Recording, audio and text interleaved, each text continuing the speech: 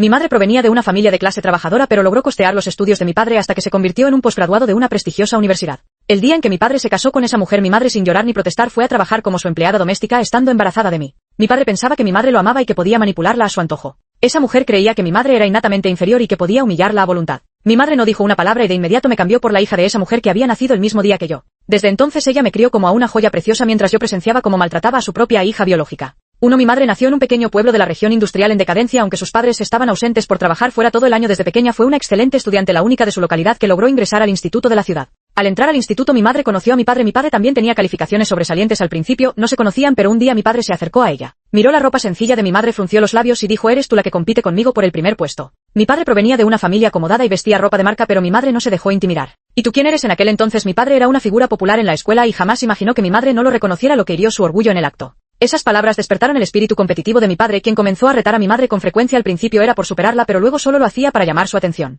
Mientras decía: «La próxima vez el primer puesto en los exámenes parciales será mío», se dio cuenta de que mi madre sufría de problemas estomacales y comenzó a llevarle el desayuno todos los días. Al principio mi madre lo encontraba muy molesto, pero como dice el refrán, hasta la chica más fuerte cede ante una persistente corteja, así que con el tiempo la actitud de mi madre hacia mi padre se suavizó. Más tarde los dos ingresaron juntos a la universidad estatal y, como era de esperar, terminaron en una relación. Justo cuando habían acordado continuar sus estudios juntos ocurrió un imprevisto. La fábrica de mi padre en casa enfrentó una crisis y quebró. Mi abuelo se suicidó saltando de un edificio, mi abuela huyó con otro hombre y de repente mi padre se quedó huérfano, sin padres, con los familiares evitándolo como a la peste.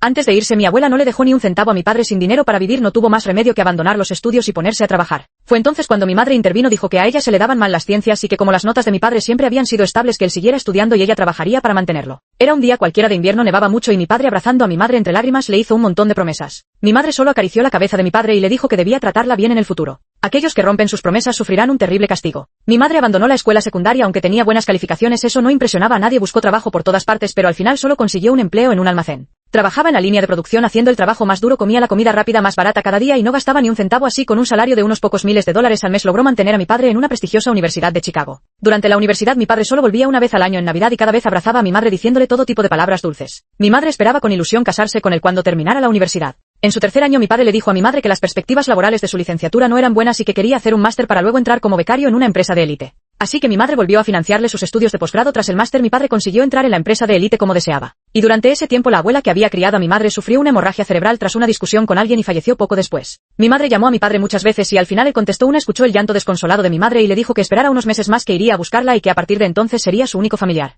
Esas palabras fueron como un bálsamo para mi madre, quien organizó el funeral de mi abuela completamente sola. Como mi padre había encontrado trabajo, mi madre por fin pudo descansar, ya no tenía que preocuparse a sus 20 años por los gastos de mi padre y por fin pudo arreglarse y disfrutar de su belleza como las demás chicas de su edad. Ella compró un vestido nuevo esperando que mi padre regresara para llevarla a vivir a Chicago. A pesar de los años de desgaste en la línea de ensamblaje, mi madre seguía siendo una mujer delicada y atractiva. El día que mi padre regresó se quedó boquiabierto al verla, tomó sus manos y le dijo tantas cosas que mi madre se conmovió profundamente y de ese encuentro nací yo. Después de ese día mi padre regresó apresuradamente a Chicago prometiendo que volvería pronto para casarse con mi madre. Pasaron 2 largos meses de espera hasta que un día mi madre notó que su periodo menstrual llevaba mucho tiempo sin llegar. Fue a una clínica a hacerse un chequeo y descubrió que estaba embarazada. Con el informe médico en mano llamó a mi padre por teléfono y le dijo que tenía una sorpresa para él. El día que mi padre regresó mi madre dobló cuidadosamente el informe y lo guardó en su bolsillo. Corrió feliz a recibirlo, pero él se arrodilló de golpe con un sonido sordo. Dijo que le debía disculpas a mi madre, que había dormido por accidente con la hija del presidente de la compañía. Ahora la hija del presidente estaba embarazada y él debía asumir la responsabilidad con ella. Mientras hablaba lloraba y se golpeaba la cara lanzando miradas furtivas para ver la reacción de mi madre. Mi madre apretó el informe médico en su bolsillo, perdida en sus pensamientos como si hubiera vuelto a sus años de secundaria, cuando mi padre le deslizó una carta de amor en el bolsillo y le prometió cuidarla toda la vida. Esa noche mi madre lloró durante horas. A la mañana siguiente las lágrimas en la almohada ya se habían secado. Se tocó el vientre y de pronto volvió a ser esa mujer fuerte que desde la secundaria había mantenido a mi padre mientras él estudiaba. Solo que esta vez la persona a quien debía mantener ya no era mi padre. Ella sonrió y le dijo a mi padre que podía entenderlo cuando mi padre tentativamente sugirió terminar la relación. Mi madre le entregó el informe médico. Mi padre miró el informe médico y el color se desvaneció de su rostro tembloroso. Le preguntó a mi madre qué quería. Mi madre respondió que no quería nada, que tampoco le diría a nadie sobre esto, pero que iba a darme un buen futuro. Ethan, tú y la señorita Sofía viven en una casa tan grande, seguro que necesitan contratar mayordomo y niñera. No te preocupes, te quiero tanto que no haría nada contra ti ni contra la señorita Sofía, solo quiero quedarme con el niño y mirarte en silencio. Además, también quiero darle al niño un registro de residencia en Chicago para que le sea más fácil ir a la escuela en el futuro. Lo que convenció a mi padre fue la última razón: un registro en Chicago y un distrito escolar de calidad valían tanto, pensó que sería una compensación para mi madre. 4 Así que mi padre llevó a mi madre de vuelta a Chicago. La señorita Sofía era hermosa como una delicada flor cultivada en un invernadero. Sonreía como una flor ante mi padre, pero cuando miraba a mi madre sus ojos no podían ocultar el desdén. Mi madre ya se había quitado el vestido nuevo, su cabello estaba seco y amarillento por la desnutrición crónica y su piel áspera y opaca. La cautela en los ojos de Sofía se disipó. Ethan, ¿quién es esta joven?, preguntó. Mi padre respondió: es una prima lejana mía, ¿no decías que no querías amamantar al bebé por miedo a que afectara tu figura? Resulta que mi prima también está embarazada y podrá encargarse de cuidar a nuestro hijo ocupándose de toda la alimentación. Sofía torció el gesto aceptando a regañadientes la explicación de mi padre. Cuando mi padre se marchó, Sofía se recostó en el sofá con las piernas cruzadas y señalando la enorme mansión dijo: ¿qué haces ahí parada? Ve a trabajar, ¿acaso esperas que te lo ruegue?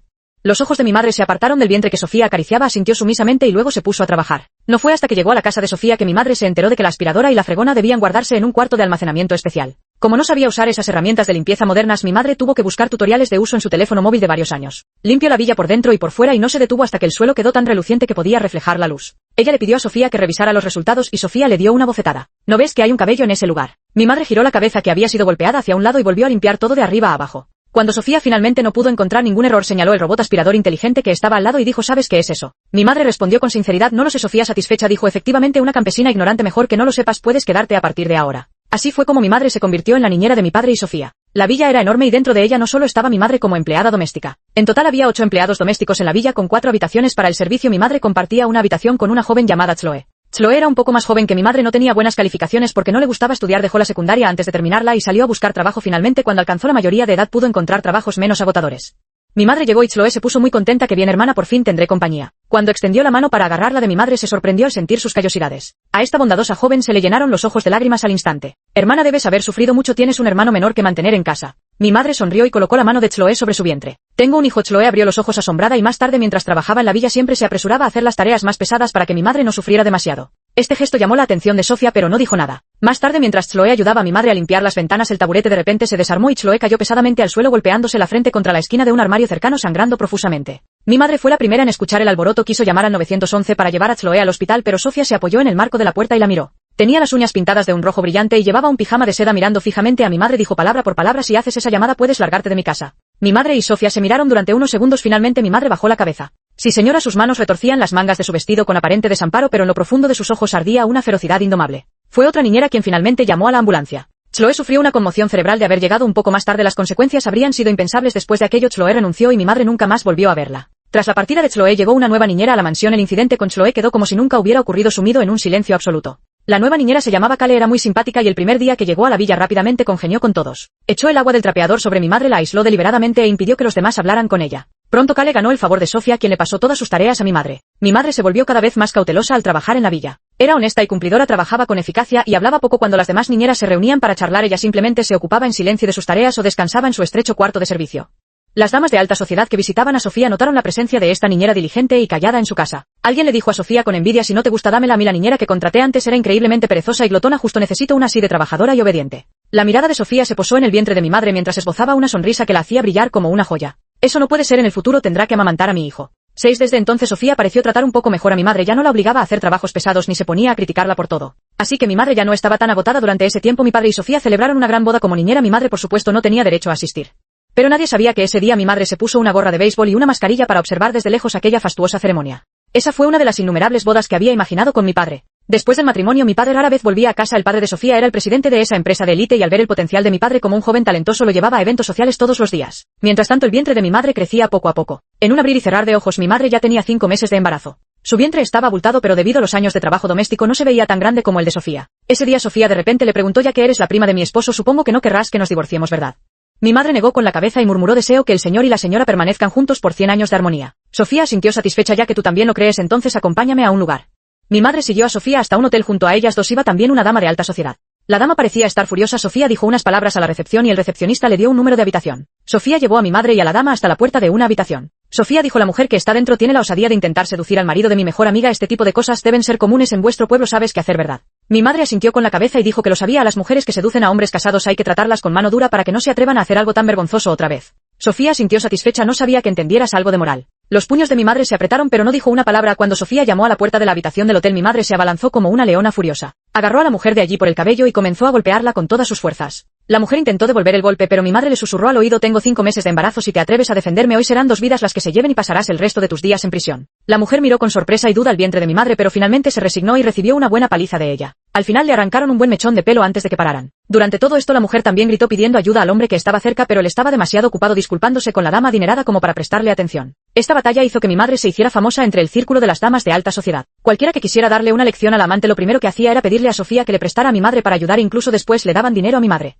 Mi madre tomaba el dinero y luego se lo entregaba a Sofía. Sofía frunció los labios. No me interesa tu miserable dinero, toma el dinero, pero cuando salgas recuerda quién te dio esta oportunidad y a quién le debes el favor entendido. Mi madre dijo que lo sabía y que nunca olvidaría la bondad de la señora en toda su vida. Así que Sofía se sintió aliviada al permitir que mi madre ayudara a otros con este tipo de asuntos. Desde entonces Sofía ganó cada vez más popularidad y su mirada hacia mi madre se volvió mucho más amable. Entre ellas una señora llamada Davis tenía un afecto especial por mi madre. La señora Davis no era como las demás damas de la alta sociedad. Ella y su marido habían construido su fortuna desde cero y además era originaria de un pueblo pequeño, por lo que no despreciaba a mi madre, al contrario solía charlar con ella y rememorar los viejos tiempos. Para la gente adinerada los pueblos pequeños representaban una especie de idilio pastoral. Mi madre seleccionaba cuidadosamente las anécdotas más divertidas para contarle a la señora Davis, quien las escuchaba con una sonrisa de oreja a oreja. A menudo pedía prestada a mi madre sin exigirle ningún trabajo, simplemente para que la acompañara en sus conversaciones. Por un lado le caía bien mi madre y por otro sentía compasión por ella. Me miró el gran vientre de mi madre y preguntó: ¿estás embarazada y vienes a trabajar como niñera para otros? ¿Dónde está tu marido? El rostro de mi madre se mantuvo sereno. En la ciudad encontró a alguien mejor y terminó conmigo. La señora Davis mostró una expresión de indignación. ¿Cómo pudo hacer eso? Los que abandonan a sus esposas fieles merecen una muerte horrible. Dime quién es, hermana, haré que mi esposo investigue.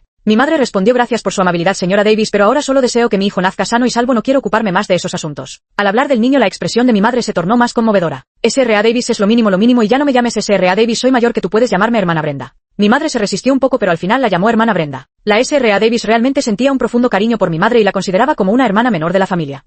Más tarde mi madre se enteró de que la S.R.A. Davis tenía una hermana menor de edad similar a la de ella que se había suicidado porque su esposo la abandonó junto con sus hijos. Por eso odiaba profundamente a los hombres infieles y sentía una especial compasión por mi madre. Resulta que veía a mi madre como a su difunta hermana menor.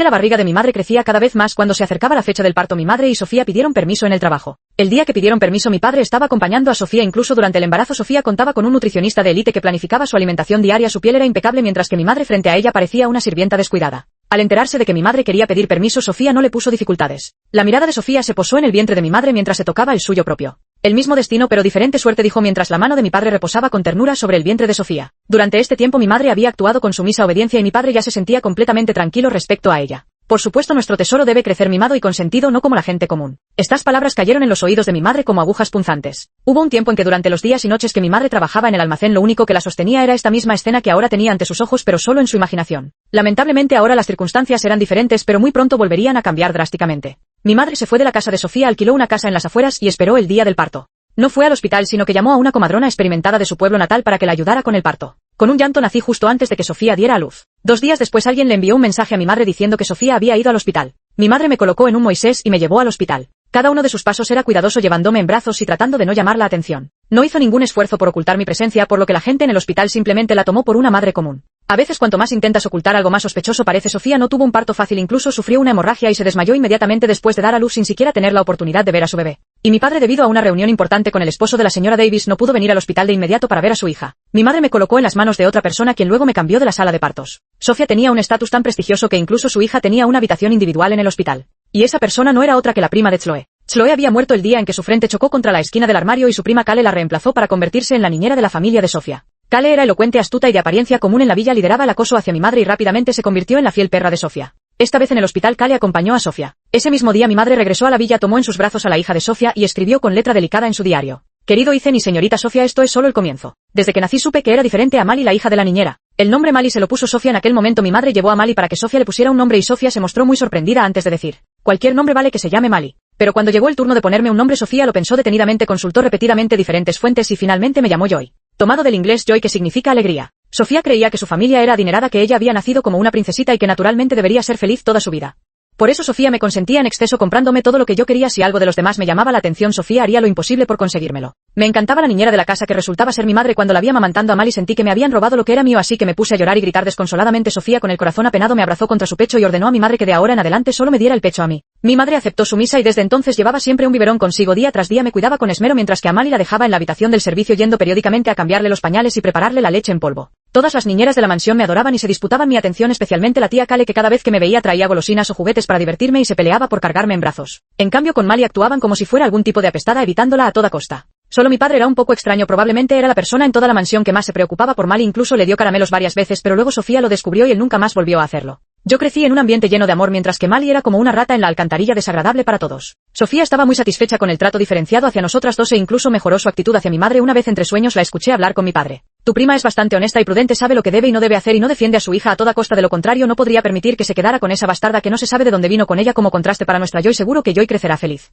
Así supe que en esta vida Mali solo existía para resaltar mi felicidad y dicha. 9. Desde que Mali tuvo uso de razón, Sofía comenzó a humillarla. Siempre decía frente a los demás que Mali era fea, oscura y flaca y que comparada conmigo blanca y regordeta era como el cielo y la tierra. Todos en la villa estaban acostumbrados a adular a los poderosos y pisotear a los débiles. Cada vez que alguien secundaba las palabras de Sofía, Mali bajaba la cabeza y jugueteaba con sus manos. Mali era muy diferente a los niños comunes. Desde pequeña era increíblemente madura para su edad. Ayudaba a mi madre con las tareas domésticas sencillas que podía hacer y cada vez que la veía la abrazaba. Pero hasta los 4 años Mali no hablaba. Vi un combate de lucha libre en la televisión y me dio mucha envidia, pero Sofía no me apuntó a clases porque pensaba que era demasiado peligroso. Así que me hizo pelear con Mali, aunque en realidad solo era yo golpeándola a ella porque si Mali se defendía la regañaban. Una vez Mali no pudo soportarlo más y sin querer me empujó al suelo. Había una gruesa alfombra, así que estaba seguro, pero igual rompí a llorar a gritos. Mali no sabía hablar y solo se quedó paralizada en su lugar, retorciéndose las manos sin saber qué hacer. Cuando Sofía llegó y me vio tirado en el suelo llorando mientras Mali estaba allí de pie sin más, le dio una patada a Mali sin preguntar qué había pasado, haciéndola caer de espaldas contra el piso de mármol donde se golpeó la cabeza y empezó a sangrar. Si no hubiera sido porque Kale actuó rápido y llevó a Mali al hospital, las consecuencias habrían sido impensables. Desde entonces no importa lo que le hiciera a Mali, ella nunca se defendía ni respondía a los insultos. En casa era como una hierba silvestre ignorada, obligada a minimizar su presencia para protegerse a sí misma.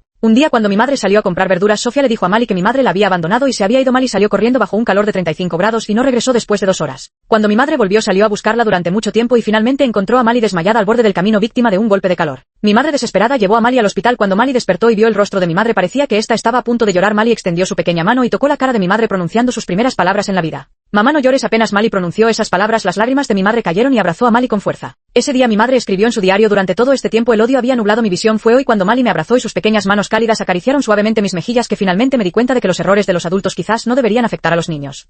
11. En un abrir y cerrar de ojos, Mali y yo estábamos listas para ir a la escuela primaria. El primer día al regresar le dije a Sofía que me sentía muy sola en la escuela, así que al día siguiente Mali también vino conmigo a la misma escuela. Yo estudiaba en una escuela privada y Mali, con su aspecto pobre, fue marginada desde el primer día. La aislaban, la insultaban mientras ella se quedaba sentada en su asiento aturdida sin saber qué hacer. Al regresar a casa conté lo sucedido como si fuera una anécdota graciosa. Sofía se mostró satisfecha y me sugirió que si me unía a ellos para molestar a Mali lograría integrarme fácilmente al grupo. En cuanto a Mali, al fin y al cabo terminará regresando al lugar que le corresponde. Dejar que vea un poco del mundo ahora puede considerarse una compensación para ella. Eso lo dijo mi padre. En ese momento Sofía estaba recostada en sus brazos preguntándole su opinión y él lo dijo con una sonrisa burlona. No había ni un ápice de preocupación por Mali en sus ojos, a pesar de saber que también era su hija biológica. Para entonces el padre ya había ascendido al puesto de gerente general en la empresa del padre de Sofía. Sus ojos brillaban con una ambición desbordante, ansioso por seguir escalando. Esa noche, como siempre, fue mi madre quien me contó un cuento para dormirme. Pero ese día mi madre era muy diferente a lo habitual. Su rostro estaba sombrío, sin rastro de la sonrisa de siempre. Me acostó en la cama y comenzó a contarme un cuento, el de Cenicienta. Cuando terminó, mi madre despertó a mí yo medio dormido y me preguntó qué opinaba de la historia. Dije que Cenicienta era muy afortunada y que el príncipe la amaba mucho. La comisura de los labios de mi madre se torció en una sonrisa terriblemente fea. Ella dijo: el príncipe la ama solo porque Cenicienta es hermosa. Si un día Cenicienta quedara desfigurada o envejeciera, ¿crees que el príncipe seguiría amándola? Quedé atónita y negué con la cabeza. Mi madre suspiró y me preguntó qué opinas de la madrastra de Cenicienta y sus hermanastras. Respondí sin pensarlo: son malvadas, se juntan para maltratar a Cenicienta. Mi madre dijo: entonces no hiciste lo mismo hoy en la escuela. No podía hablar después de un largo silencio. Murmuré: pero Mali no es Cenicienta. ¿Y en qué se diferencian lo que están haciendo ahora de aquellas hermanastras? 12. Al día siguiente fui a la escuela y vi cómo los demás acosaban a Mali, pero solo observé desde lejos. Ese mes mi madre me contó muchas historias similares a Blancanieves, rescatando a Rapunzel a caballo. Así que el segundo mes comencé a proteger a Mali en la escuela. Durante el segundo mes mi madre me contó 10 historias sobre princesas que mataban dragones para rescatar a niñas pequeñas. Así que en el tercer mes me uní a mis compañeras de clase para levantarnos en rebelión, planeando vengarnos de esos chicos que siempre molestaban a los demás en nuestro salón. En el cuarto mes mi madre me contó 8 historias similares sobre princesas que, tras creer en las mentiras de los hombres y casarse, terminaron viviendo una miserable vida lavando platos. Así que cuando en una clase de manualidades un niño me regaló flores, las pisoteé sin miramientos y en su lugar le di a Mali todas las flores que me habían dado mis compañeras de clase. Con el paso de los días mi relación con Mali fue mejorando cada vez más hasta que llegué a verla como una frágil princesa a la que debía proteger. Yo naturalmente era la galarda caballera. 13. Después de que Mali y yo empezamos la primaria, Sofía comenzó a jugar a las cartas con otras damas de la alta sociedad, a veces fuera de casa y otras en la villa. Dentro de la villa mi madre servía té y agua junto con otras niñeras. La señora Davis también era una visitante frecuente. En una ocasión, mientras jugaban a las cartas, comentó que su marido quería que ella aprendiera a gestionar la empresa y que incluso le había pedido que comprara un par de libros de economía para estudiarlos. La señora Davis dijo que ya estaba muy mayor y que no tenía ganas de ocuparse de esas cosas. Mi madre, que escuchaba en silencio, memorizó mentalmente los títulos de los libros que mencionó la señora Davis. Una vez me pilló leyendo en la habitación del servicio y me pidió que no se lo contara a nadie. Dije que lo sabía. Mi madre dijo que esto se llama esforzarse en secreto para luego sorprender a todos. Mi madre sonrió y me acarició la cabeza. Eché un vistazo a los libros que tenía en las manos y luego corrí feliz al estudio de mi padre para traerle 2 libros que se parecían mucho. Todos se llamaban algo así como Empresa 20 o similar. Mi madre abrió uno de los libros y vio que tenía anotaciones hechas por mi padre. Se puso muy contenta, me elogió y hasta me compró dulces. El azúcar naturalmente no me interesaba, pero ver a mi madre feliz me hacía feliz a mí también. Así que desde entonces robé furtivamente muchos libros del estudio de mi padre para dárselos a mi madre y cuando terminaba de leerlos los devolvía en secreto. Con el paso de los días sentía que mi madre también estaba cambiando poco a poco. Se volvía cada vez más serena, con una elegancia similar a la de nuestra profesora más experimentada, y su mirada transmitía una sensación de sabiduría. Entendía vagamente que este era el poder de la educación. Por eso me esforcé aún más en mis estudios, trabajando en secreto con mi madre para superar a todos. Sofía se ponía radiante de felicidad cada vez que veía mis calificaciones, diciendo que mi talento para el estudio debía ser heredado de mi padre. En cambio los resultados de Mali no eran tan buenos desde aquel primer examen en el que sacó nota perfecta. Sofía la miró con desdén en todo momento. En los exámenes posteriores siempre quedaba en último lugar y Sofía comenzó a presumir frecuentemente frente a mi madre comparándome con Mali. Mi madre siempre sonreía con calma sin decir nada. A lo largo de estos años seguían llegando personas atraídas por la fama de mi madre para pedirle ayuda con problemas de maridos que mantenían amantes. Aunque mi madre ya no estaba embarazada, seguía siendo una luchadora formidable, la viva imagen de una mujer rural indomable. Esas damas de alta sociedad, por mantener las apariencias, por muy enojadas que estuvieran, nunca llegaban al enfrentamiento directo. Mi madre era diferente, iba con toda la crudeza posible, aunque también medía sus acciones sin llegar al punto de que llamaran a la policía. Este tipo de matón audaz pero con medida es naturalmente un bien muy cotizado en los círculos de damas elegantes. Al principio Sofía solía acompañarla, pero luego se limitaba a saludar con la mano y dejaba que mi madre fuera sola. Tras 7 u 8 años de observación, al parecer Sofía finalmente bajó la guardia con mi madre. En una ocasión la señora Davis se acercó a mi madre diciendo que el marido de su amiga íntima andaba en malos pasos y como había oído hablar de las habilidades extraordinarias de mi madre quería pedirle ayuda. La señora Davis solía cuidar mucho a mi madre, así que por supuesto mi madre no dudó en ir.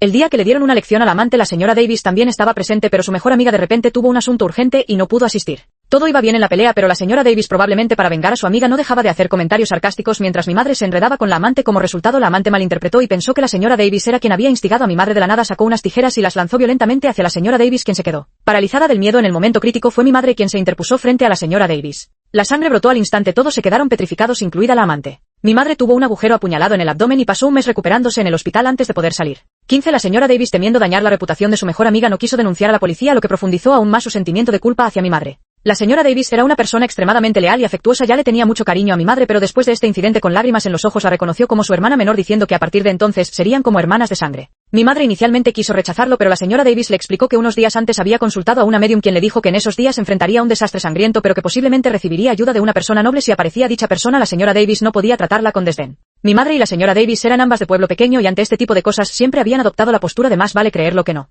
Al escuchar esto, mi madre dejó de hablar, reconoció a la señora Davis como su hermana y desde entonces mi madre la llamó con sincero afecto hermana Brenda. La señora Davis le dio a mi madre una gran suma de dinero diciendo que era para sus gastos médicos. Mi madre tomó la mitad del dinero y luego se arrodilló diciendo que quería pedirle un favor a la señora Davis. Ella dijo: mi hija Mali ya está creciendo, no puedo trabajar como niñera toda la vida, todos los días veo lo cómodo que tienen los que trabajan en esas empresas, también quiero conseguir un puesto y sacar un título universitario por mi cuenta, quizás en el futuro haya otras oportunidades. La señora Davis no esperaba que mi madre casi treintañera tuviera tanta ambición, como no era algo complicado, naturalmente accedió de inmediato. Le pidió a mi madre que renunciara al trabajo de niñera y le consiguió un empleo en la empresa. Pero mi madre se negó diciendo que no sabía hacer nada y no quería recibir un salario sin merecerlo, prefería prepararse primero, familiarizarse con los asuntos específicos de la compañía antes de empezar a trabajar. La señora Davis pensó de inmediato en las tareas que su esposo le había estado asignando últimamente para familiarizarla con los asuntos de la empresa. Como no tenía ganas de hacerlas, simplemente se las pasó a mi madre. Mi madre ya había leído muchos libros sobre el tema, pero solo tenía teoría y le faltaba experiencia práctica.